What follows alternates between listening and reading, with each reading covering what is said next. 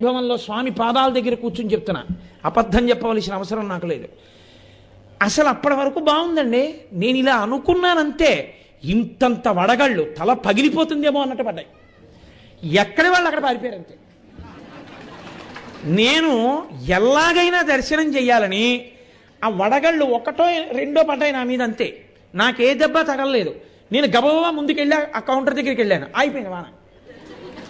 ఆ తర్వాత వాళ్ళందరూ మళ్ళీ వచ్చి నించున్నారు. ఈలోగా కౌంటర్లో నాకు అచ్చినానంత దర్శనం టికెట్ దొరికింది. నేను దర్శనం చేసేసుకున్నాను.